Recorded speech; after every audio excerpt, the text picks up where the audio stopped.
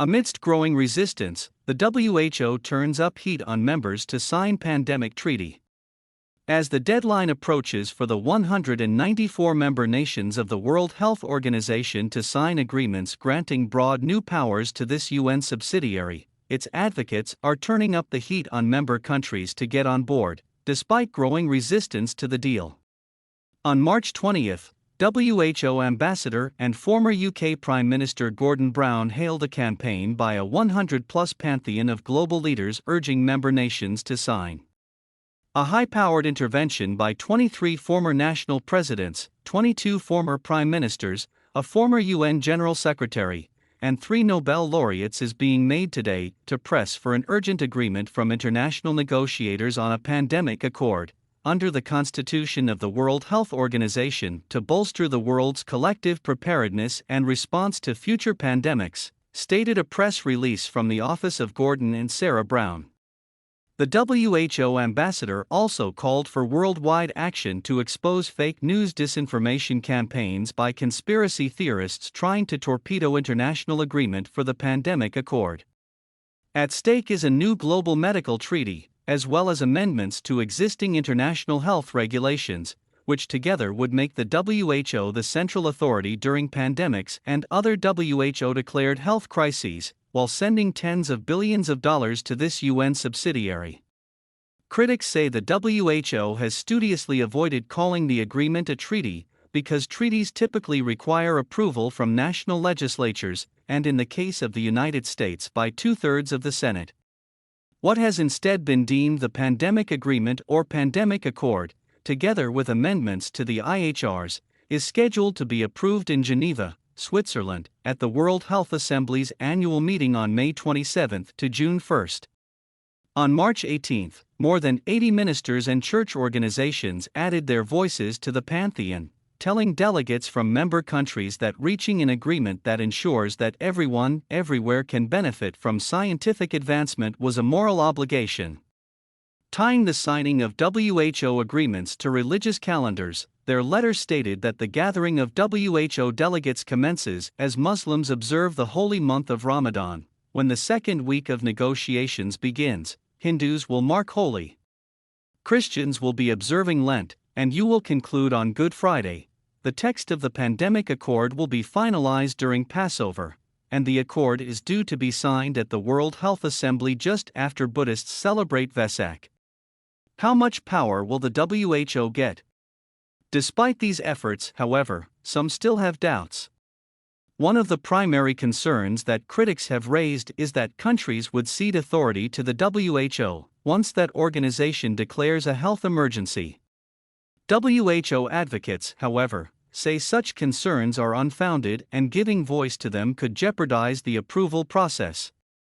The accord is being put at risk by a misinformation campaign through social media outlets that is falsely accusing the WHO, Mr. Brown stated. No country will cede any sovereignty, and no country will see their national laws set aside, he stated. It is time for countries to expose fake news disinformation campaign by conspiracy theorists to torpedo a much-needed accord.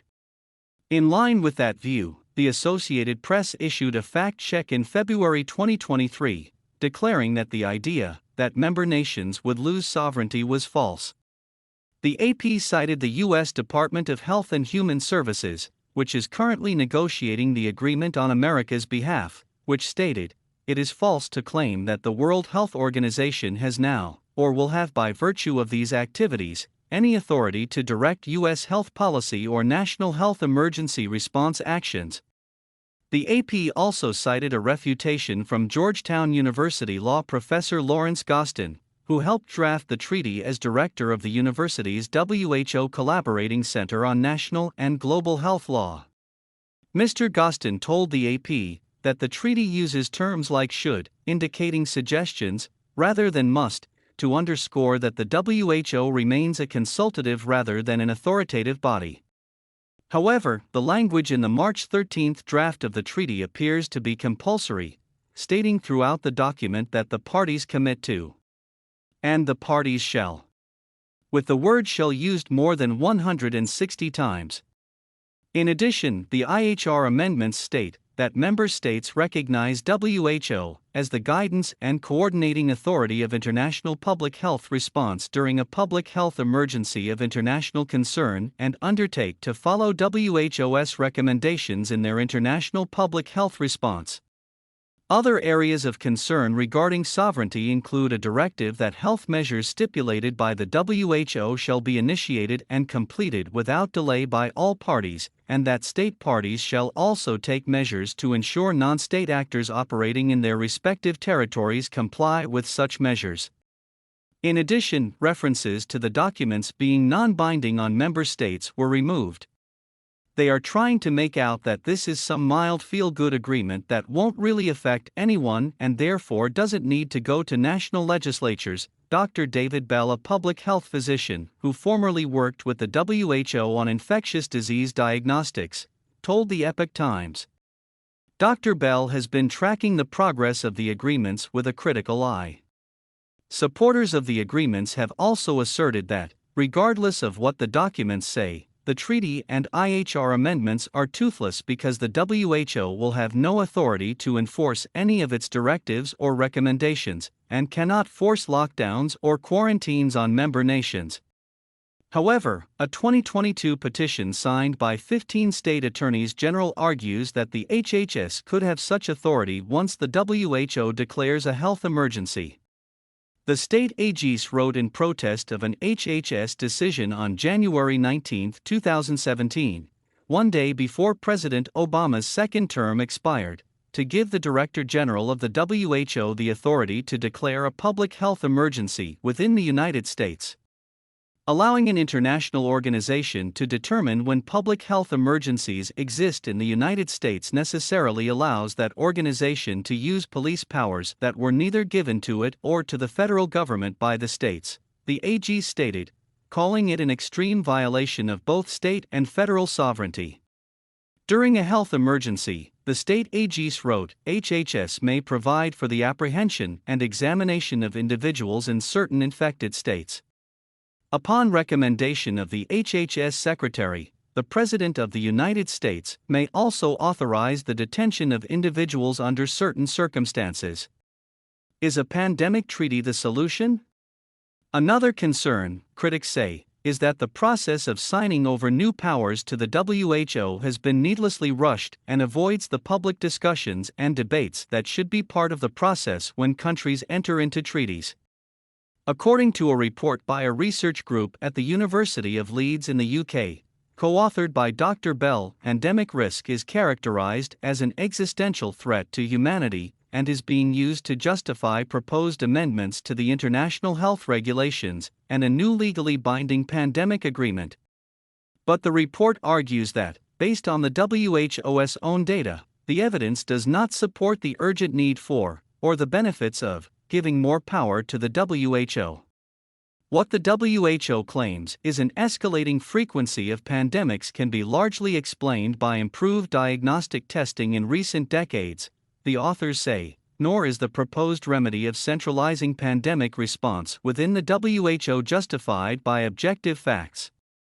They require countries to comply because they're saying that, during COVID, countries didn't act fast enough, and therefore they have to be told what to do, Dr. Bell said.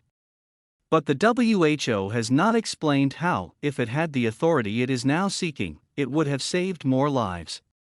The whole narrative that they need this at all is not supported by any evidence that they put forward, he said. Many policy analysts have argued that the WHO's actions during COVID-19 did little to help the public and may have even exacerbated the crisis. The WHO should have played an important role in sharing information with member nations during a global pandemic, but instead it demonstrated that it could not and would not share information in a timely and accurate manner, the state AGs wrote in their petition. Instead of reporting public health information, the WHO chose to repeat Chinese propaganda regarding COVID. The WHO agreements also require that billions of dollars be paid to the WHO by member nations to enable it to carry out its new duties. This agenda is supported by unprecedented annual financial requests, the Leeds University report states, including $36 billion in new member contributions and an additional $10 billion for what the WHO calls One Health interventions. One Health, as defined in the pandemic agreement, is an integrated, unifying approach that aims to sustainably balance and optimize the health of people, animals, and ecosystems. A One Health approach could effectively expand the authority of health officials into areas such as farming, pollution, and climate change. U.S. states push back.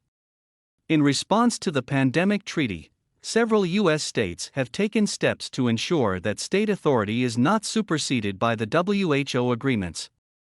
In May 2023, Florida passed a law that state health officials may not adopt, implement, or enforce an international health organization's public health policies or guidelines unless authorized to do so under state law, rule, or executive order issued by the governor.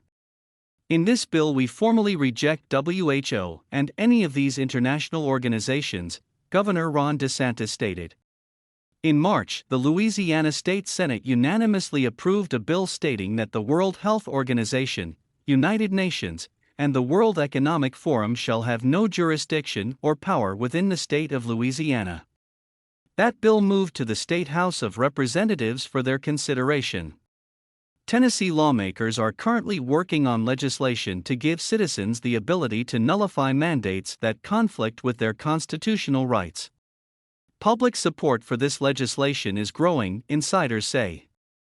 Nullification is basically standing up to an unconstitutional law, rule, regulation, or executive order, Karen Bracken, founder of Tennessee Citizens for State Sovereignty, told the Epoch Times. We're a group that's fighting to restore state sovereignty, hopefully restore it in every state, but we're starting with Tennessee.